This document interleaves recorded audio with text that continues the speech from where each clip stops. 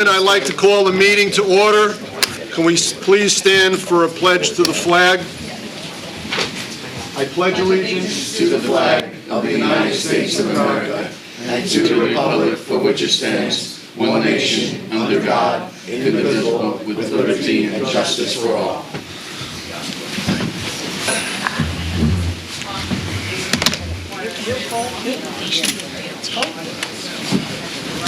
For the record, this is a public meeting of the Bayonne Board of Education. It is 7:30 p.m., the 23rd day of September. We're convening in the Anna J. Herbert Meeting Room. The presiding officer is Joseph Broderick, President of the Board of Education. Those in attendance include Mr. John Neese, Superintendent of Schools, Mr. Kenneth Kopaz, Assistant Superintendent for Personnel, Dr. Gary Maida, Board Secretary, Mr. Thomas Fagu, Jr., Acting School Business Administrator, Dr. Dennis Degnan, Assistant Superintendent for Curriculum and Instruction, and Mr. Mitchell Pasquale, our Board Counsel. The meeting is open to the public. I will take a roll call. Trustee Alonso. Present. Trustee Casillas. Here. Trustee Cruden. Here. Trustee Finnerty. Here. Trustee Munoz. Here. Trustee Ryan. Here. Trustee Villado is absent. Vice President Wilbeck. Here. President Brogg. Here. For the record, adequate and written advance notice of at least 48 hours giving the time, date, and location of this meeting with the agenda was provided as follows. Notice was prominently posted in City Hall at 630 Avenue C on the bulletin board reserved for such announcements of the Board of Education. The Board Secretary sent such notice to the Jersey Journal and the Bayonne Community News. Notice was filed with the Municipal Clerk of the City of Bayonne, Miss Madeline Medina. Before we start, I'd like everyone, if we could take a moment of silence for a former trustee, passed away recently, Ludo Nofo. His lovely wife was a teacher here for many years, and just a terrific family, and he was just a terrific guy. So,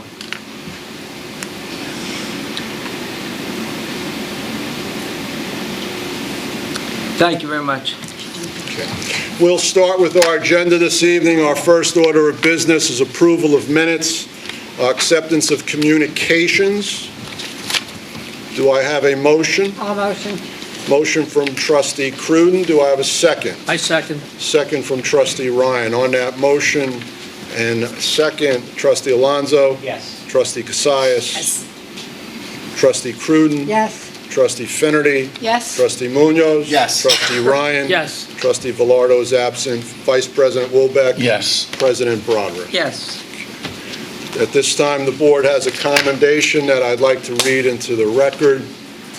Whereas the Bayonne High School baseball team has brought honor and distinction to Bayonne High School and the community by winning the 2019 county championship title. Whereas the Bayonne High School baseball team has brought honor and distinction to Bayonne High School and the community by winning the 2019 HCIAL Baseball Red Division All-League Championship title.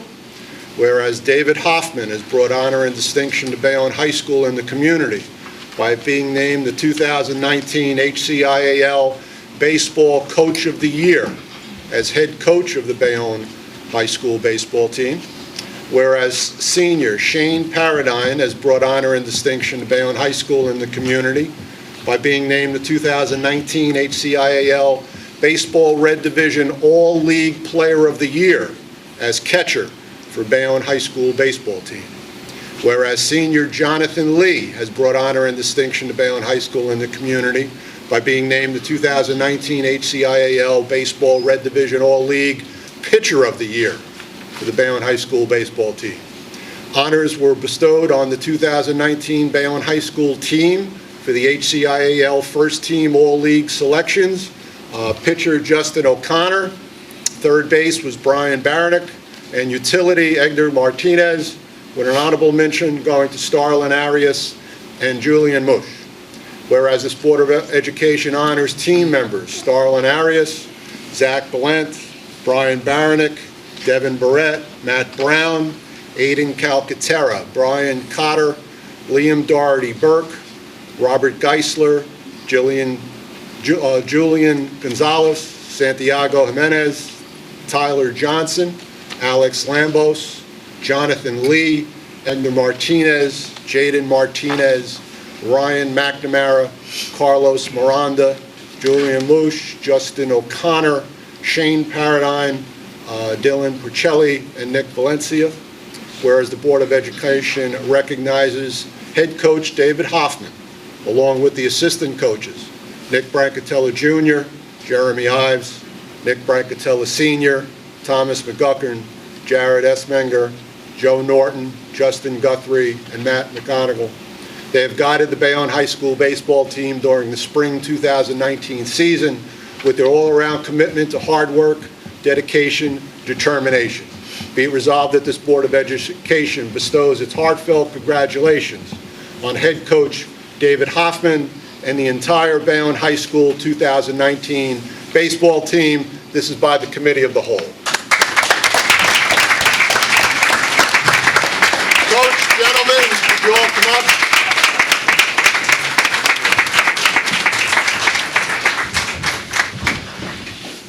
Need to sit down.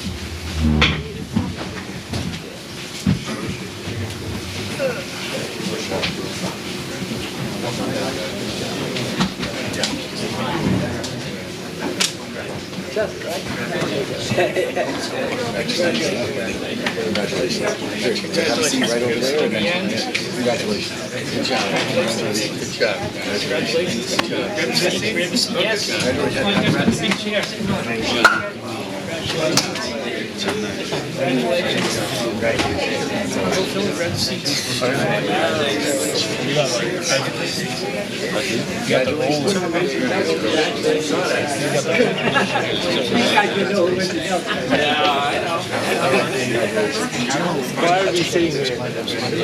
Guys, if you want to jump in a chair.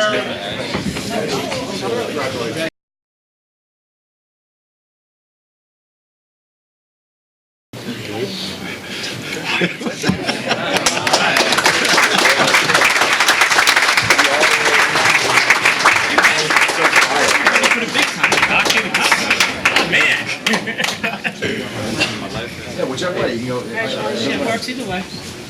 Good job, guys.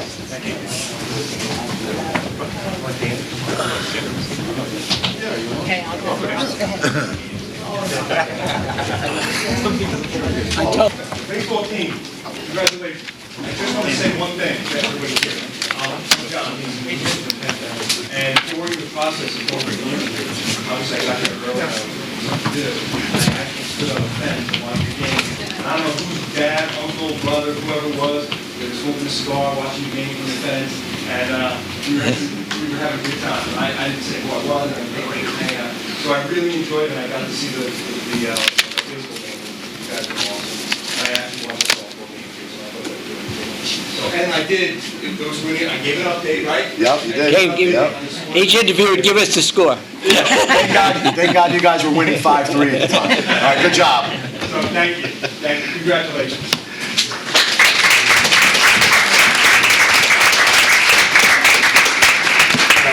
So, I was just going to say, I mentioned to the team, you're able to leave now before I start regular business. So for you, your families, your friends, We know you have homework to do, and we know you have homework.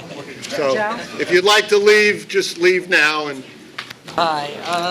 ladies and gentlemen, before we start business, President Broderick has one more sad note. Yeah, it's becoming a bad habit. I remember last month, we did a moment of silence for one of our students that passed away way too soon.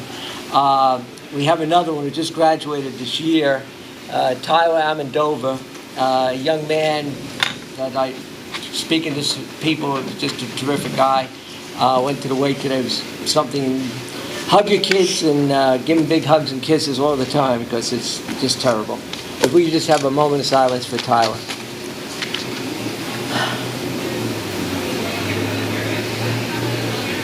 Thank you very much. So we'll start with our consent agenda. We'll start with curriculum instruction and policy, resolutions A1 to A34. Resolution A10 is being tabled. Do I have a motion? I'll make that motion. Motion by President Broderick. Do I have a second? A second. And a second by Trustee Cassius. On that motion and second, Trustee Cassius, Yes. Trustee Cruden, Yes. Trustee Finerty, Yes. Trustee Munoz. Yes. Trustee Ryan. Yes. Trustee Villado is absent. Vice President Wilbeck. Yes. President Broderick. Yes. Trustee Alonso. Yes. We will move ahead to our finance. Resolutions B1 to B14. Resolution B6 is being tabled. Do I have a motion? I'll move. Motion from Trustee Alonso. Do I have a second? I second. And a second by Trustee Ryan. On that motion and second, Trustee Cruden, Yes. Trustee Finerty, Yes. Trustee Munoz. Yes. Trustee Ryan. Yes. Trustee Villado is absent. Trustee Alonso. Yes. Trustee Cassius. Yes. Vice President Wilbeck. Yes. President Broderick. Yes. Next up is our personnel, Resolution C1 to C26. Do I have a motion? I'll make the motion. Motion by Vice President Wilbeck. Do I have a second? I will second And a that. second by Trustee Finerty. On that motion and second, Trustee Finerty, Yes. Trustee Munoz, Yes. Trustee Ryan. Yes. Trustee Villado is absent. Trustee Alonso. Yes. Trustee Cassius. Yes. Trustee Cruden. Yes. Vice President Wilbeck. Yes. President Broderick. Yes.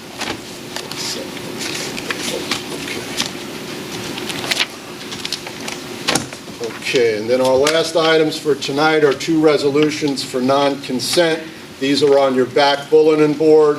Resolution D1 is approval of personnel to school improvement.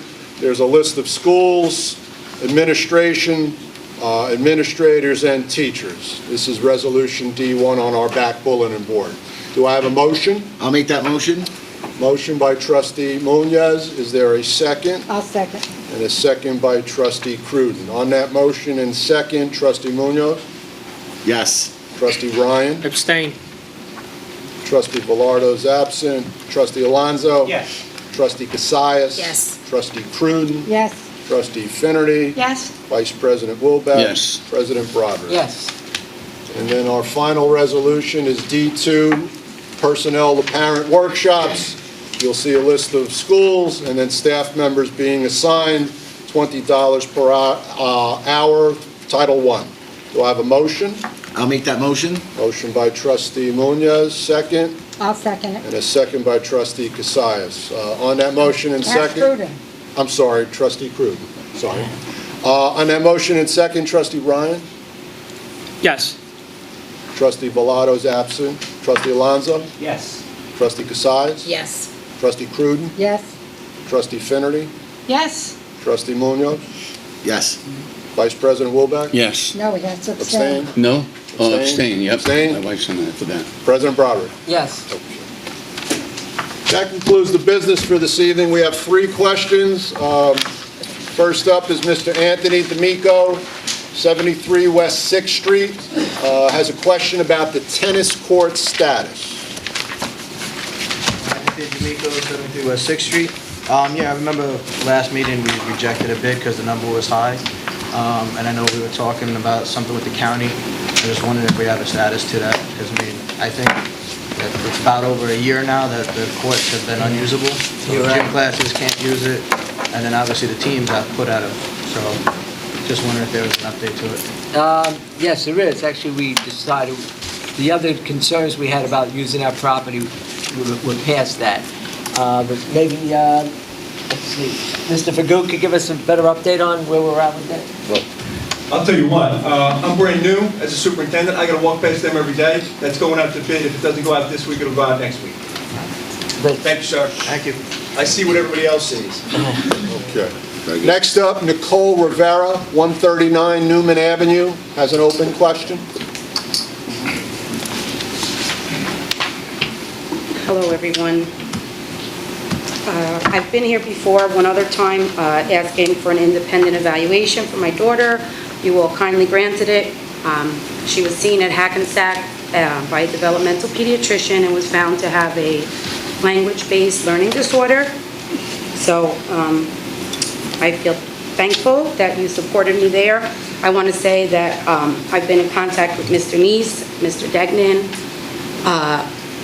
Mr. Medici, Mr. Steinman, and all have been very responsive and in constant communication and support of me. So I want that to be known, okay? Going forward, I know I told Mr. Neese I'd be talking. He and I already had spoken. To put this in context, I'm a mom. I'm here for a mom, but I was told I should say my background. I was a math teacher for 13 and a half years in Jersey City. I'm dually certified. I hold a master's in special education. Currently, I work as I'm a nationally certified school psychologist, and I work for Essex County Schools of Technology as a school psychologist. I'm also certified to teach math, social studies in the middle school, special ed. I hold a supervisor certification. I have a Bachelor of Science in Economics, and I hold a school business administrator certification. So I'm not an expert, but I am informed. There's a lot. Like I said, I taught math. I don't know. I'm not an expert on literacy, so I consulted with, prior to coming here, the director of NJCU's school psych program, who is also a clinical psychologist and has been doing this. He's probably 75 for a very long time and is very knowledgeable about literacy. Coming before you all because I'm concerned about the curriculum and the staffing issues in Bayonne that are being taught to students. Prior to my daughter being classified, the district didn't find her eligible because they used the discrepancy model. Had they used the RTI model and listened to the teacher and she probably would have been found earlier, but they implemented the interventions through Title I. There was no growth, there's no progress measured by the iReady diagnostics, and also foundations being taught. Now she's in a pull-out reading resource replacement.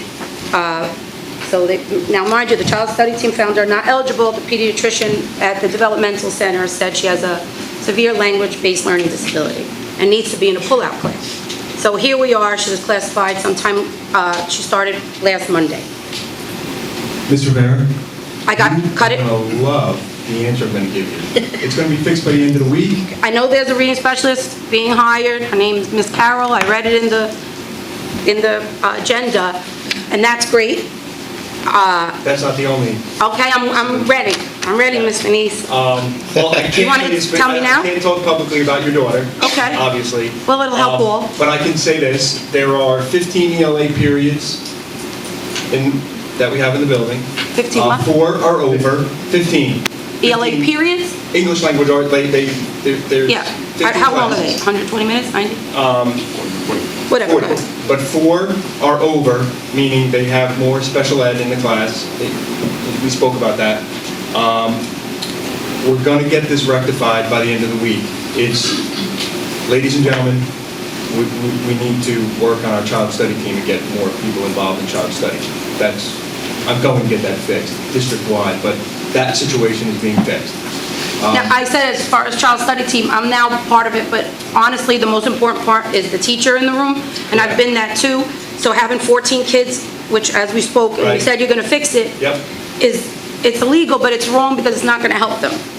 Even with an 8, you're dealing with kids 2, 3 grade levels behind. 100% agree. I know you do. That's why I'm fixing it. Thank you. All right, so that's done. That's off my list. Check that off. Okay, this is going well. All right.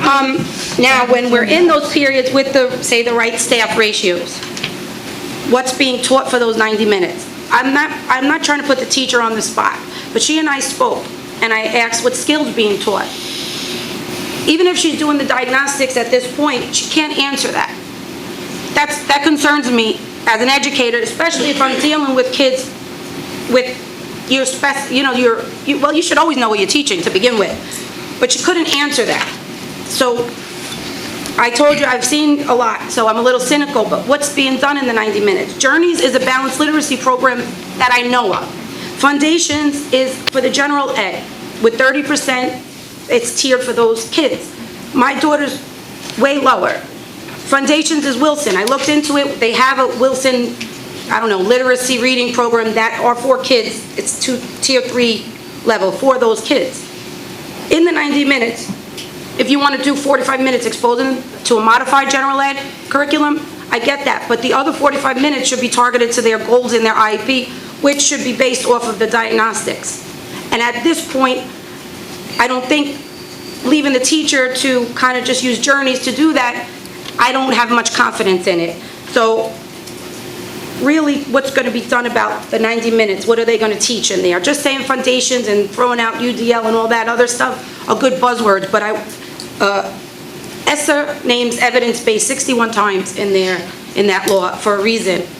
And peer-reviewed, very important in going forward. So that's that's my big, what is going to be taught to her when she's getting the 90 minutes. And I've seen kids coming up to me, I told you, that can't read, and they have been in special ed since they're in 2nd grade. And they come to me in 8th grade, and some who aren't classified. So they're being passed along, and I don't want that to happen to my daughter. And this is happening despite my background. So you guys are with her for the bulk of the day, and that's it. And I appreciate your time, and I appreciate all your efforts to rectify it. Thank you. Thank you. Thank you. Thank you. Our last question, Melissa Godsky Rodriguez, an update on a RESCO plan and school growth, 178 Avenue F. Melissa Godesky, 178 Avenue F. The last meeting, I had brought up some concerns regarding a RESCO. Again, thank you for Superintendent. He's always returning a phone call. I was just wondering and if you can share somewhat of a plan for parents and residents in that area that are going to be dealing with this. I think this is the superintendent niece night, right? Right, yeah. This is it. We all need one, right? Yes, so we actually spoke to the city, and we have another meeting on Wednesday, but I can tell you that